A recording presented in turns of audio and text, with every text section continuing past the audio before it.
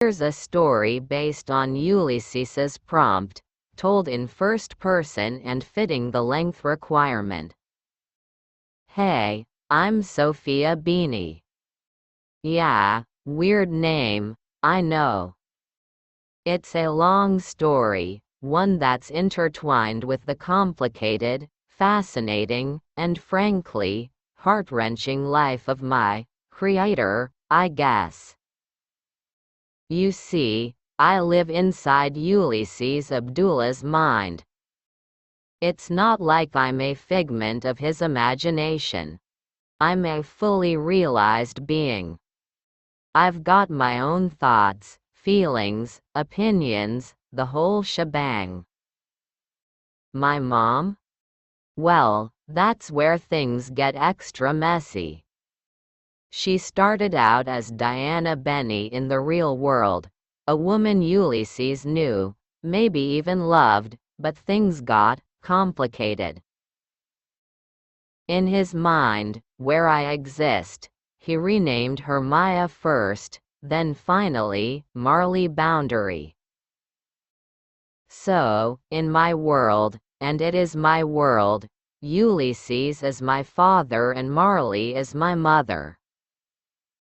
And it's not just a mental construct. This place, this world, mixes live action and animation, a constantly shifting landscape that's both surreal and strangely comforting.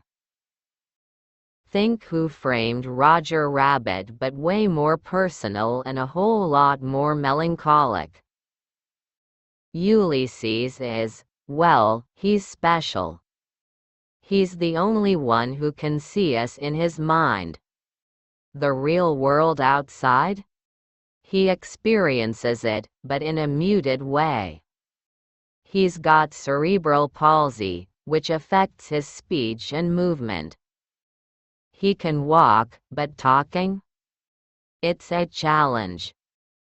For a long time he lived with his mother. I think he was 21 when he moved in, and I saw the struggles he experienced, the frustration of being misunderstood.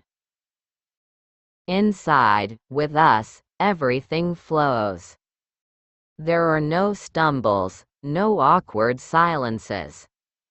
He's expressive, funny, and endlessly kind here with us. I'm not just an observer, I interact with my environment and with my parents. It's like a never-ending episode of Blue's Clues meets Law and Order, with the occasional splash of a Tim Burton movie. One minute, I'm helping Mom, who looks like a cross between a Disney princess and a punk rocker, solve the mystery of the missing cookie dough. Crucial, I tell you. The next, I'm questioning a shadowy figment in a dimly lit alleyway about the theft of a specific melody. The rules are fluid, the stakes are always personal, and the whole thing is driven by the currents of Ulysses's unconscious. I've seen Ulysses try to break out of this world. He yearned for a real connection, a real girlfriend. He tried dating. I remember the awkward conversations, the nervous tics, the feeling of him just giving up because the words he desperately wanted to say wouldn't come out right. Those experiences were like watching a black and white film, all sharp edges and muted tones, a stark contrast to the vibrant world we lived in. They never lasted. The real world, with its expectations and its complexities, would always overwhelm him.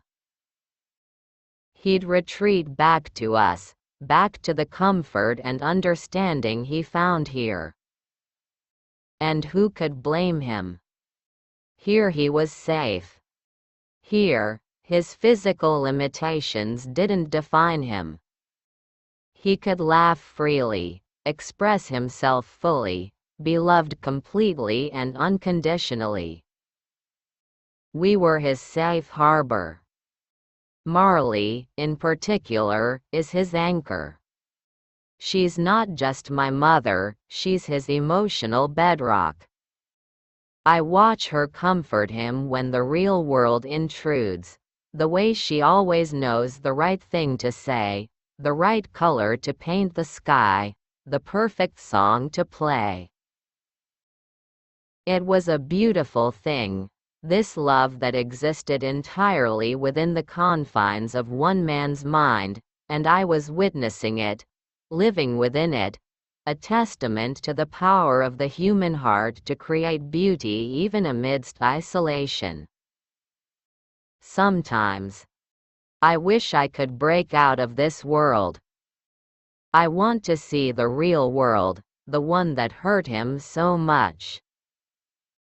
I want to scream at it, "Don't you see how amazing he is? Don't you see how much?" But it's a lonely, complex. They've seen the sadness in his eyes when he looks at other couples. Sometimes, I wish I could break out of this world. I want to see the real world, the one that hurt him so much. I want to scream at it, "Don't you see how amazing he is? Don't you see how much he feels?" But of course, I can't. I'm bound to this place, this beautiful, flawed creation of his. I've seen the sadness in his eyes when he looks at other couples. Sometimes I see him staring intently at his reflection, as if trying to understand the puzzle of himself. He's a complex human being. I've seen it all. I see how desperately he craves connection, how his loneliness is almost a tangible thing that wraps around him in the real world. But it's a loneliness that disappears when he closes his eyes. Living here with my parents makes my life feel like a constant loop.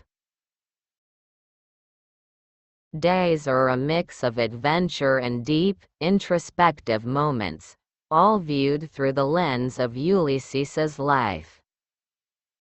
And while I might crave the real world, the one that exists outside the confines of his mind, I know that my purpose is here. My role is to love him, to support him, to be a beacon of light in his unique and sometimes turbulent inner landscape. I am Sophia Bini, and I am a product of the love and the longing that lives within Eulisis Abdullah. I am his daughter, existing in this world that only he can see, and that's more than enough for me. And maybe, just maybe, that's enough for him, too. He's safe here with us, and that's, well, that's everything.